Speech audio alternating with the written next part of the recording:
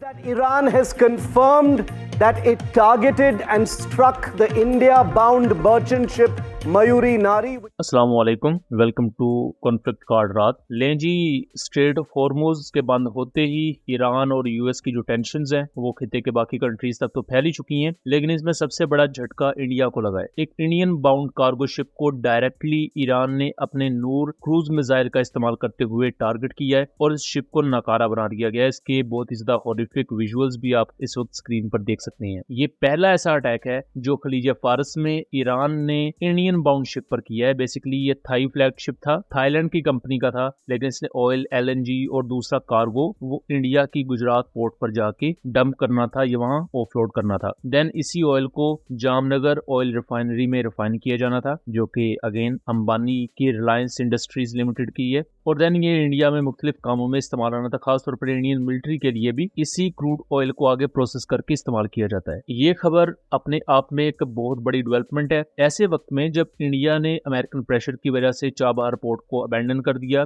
But still Iran और India के दरमियान ताल्लुकात अच्छे थे। लेकिन इस वक्त ईरान और इंडिया के ताल्लुकात इस वजह से खराब हुए बिकॉज इससे पहले क्या होता था कि इंडिया की कोई भी गवर्नमेंट आती थी, वो अगर पैलेस्टाइन के मामले में अपनी सपोर्ट दिखा रहे होते थे पैलेस्टीनियंस को, तो दूसरी तरफ वो इसराइल के साथ भी ताल्लुकात रखते थे। बट इंडिया का ऑफिशियल स्टांस हमेशा से यही रहा है कि 1967 से पहले वाला फलस्तीन बनाया जाए। इसी तरह ईरान के मामले में भी वो यही कहते थे कि ईरान इंडिया का दोस्त मुल्क है, सोवरेन कंट्री है, इजराइल भी दोस्त मुल्क है। बट जब से मोदी की सरकार आई, आप कह सकते हैं कि एक राइट विंग हिंदू रजीम आई, तो तब से क्या हुआ कि प्रॉपर इजराइल की सपोर्ट में इंडिया चला गया। जो इससे पहले पैलेस्टाइन पर स्टांस था वो खत्म हो गया इंडिया का, फिर ईरान को लेकर जो स्टांस था इंडिया का वो भी खत्म हो गया। इस वक्त अगर आप इंडिया की सिचुएशन देखें तो दुनिया के जितने भी कंट्रीज हैं उन्होंने ईरान पर होने वाले अटैक्स की मजम्मत की। दूसरी तरफ ईरान ने जो गल्फ कंट्रीज में सिविलियन एरियाज पर उनके कुछ मिसाइल्स और ड्रोन्स गिरे, तो उन कंट्रीज ने ईरान की मजम्मत भी की कि भाई ठीक है, यूएस बेसिस को आप निशाना बना रहे हैं, लेकिन जो सिविलियंस का नुकसान हो रहा है वो ना किया जाए। तो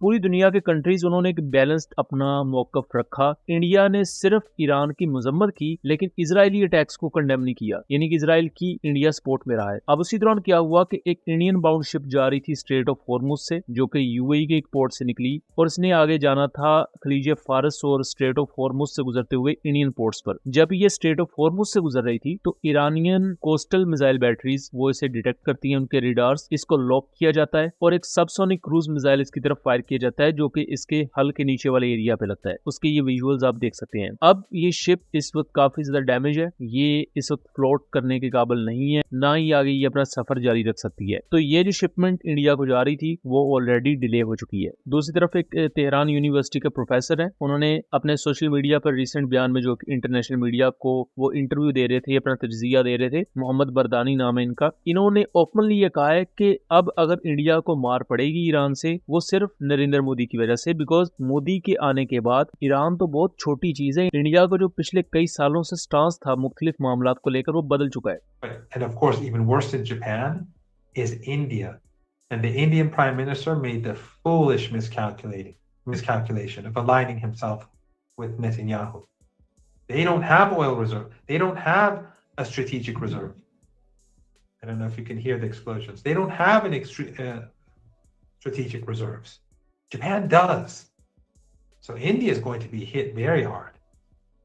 More than Japan. इससे पहले ये होता था कि पाकिस्तान से इख्तलाफ है लेकिन मुज़ाकरात चलेंगे, पैरेलल चलते थे। अब वो चीज़ खत्म हो चुकी है कि हम अब पाकिस्तान पर अटैक ही करेंगे, पाकिस्तान को हम खत्म कर देंगे या पाकिस्तानी कश्मीर को हम अपने आप में जम कर लेंगे। फिर जो ईरान के साथ मामला थे वो आपके सामने है कि चाबहार पोर्ट अबैंडन करने के बाद इंडिया का सारा पैसा इजराइल की हाइफा पोर्ट पर इन्वेस्ट हुआ है। वहाँ अडानी और जो दूसरी इस तरह की कंपनीज हैं, इंडियन जायंट्स हैं, वो इन्वेस्ट कर रहे हैं। इजरायली वेपन सिस्टम्स की transfer of technology, Adani, Ambani और इस तरह के जो दूसरे मोदी जी के करीबी दोस्त हैं उनके पास उनका पैसा आ रहा है, ट्रांसफर ऑफ टेक्नोलॉजी की एग्रीमेंट्स हो रहे हैं। ऐसी तमाम सिचुएशन में कॉमन सेंस की बात है कि ईरान इंडिया को एक हॉस्टाइल नेशन के तौर पर देखेगा और वो अब देख रहे हैं, क्योंकि ये मिसाइल अटैक कर देना ये कोई छोटी चीज नहीं है। इससे पहले किसी भी कंट्री की कार्गो शिप पर ईरान ने डायरेक्टली अटैक नहीं किया और अब पर्टिकुलरली या तो अमेरिकन बाउंड शिप्स को अटैक किया गया ईरान की तरफ से, दूसरे नंबर पर एक इंडिया बाउंड शिप को अटैक किया गया है। ये बहुत बड़ी डेवलपमेंट है। इसी दौरान हमें पाकिस्तान नेवी की इस मामले में तारीफ करनी पड़ेगी कि पाकिस्तान नेवी ने टाइमली रिएक्ट करते हुए अपनी कार्गो शिप्स को और अपनी सी लाइन्स ऑफ कम्युनिकेशन को महफूज बनाने के लिए और उनको गार्ड करने के लिए अपनी वॉरशिप्स को डिप्लॉय कर दिया। दूसरी तरफ ईरानियन प्रेसिडेंट ने खुद ट्वीट किया है कि वो रशिया और पाकिस्तान के साथ राब्ते में और इनके साथ मुज़ाकरात भी चल रहे हैं ताकि इस पूरे क्राइसिस और कॉन्फ्लिक्ट को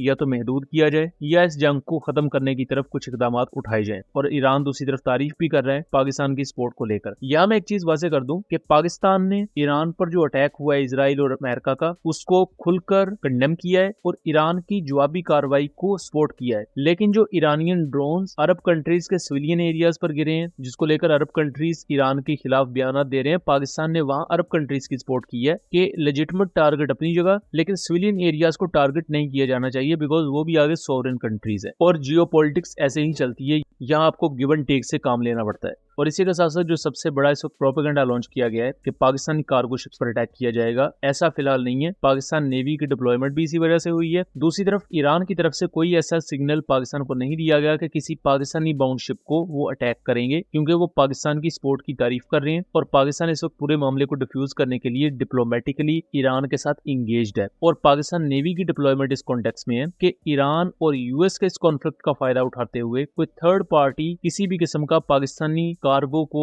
नुकसान पहुंचाने की कोशिश ना कर सके। और अगर पाकिस्तान नेवल शिप्स उसको एस्कॉर्ट कर रही होंगी तो वहां टाइमली वो रिएक्ट कर सकेंगी और टाइमली उस खतरे को डेटर किया जा सकेगा। तो दोस्तों, ये था एक एनालिसिस। उम्मीद करता हूँ चीजें क्लियर रही होंगी। वीडियो पसंद आई हो तो इसे ज्यादा से ज्यादा शेयर कीजिएगा ताकि इस तरह की मजीद इन्फॉर्मेटिव वीडियोस हम आपके लिए लेकर आ सकें। मिलेंगे अगली वीडियो में, तब तक के लिए अल्लाह हाफिज।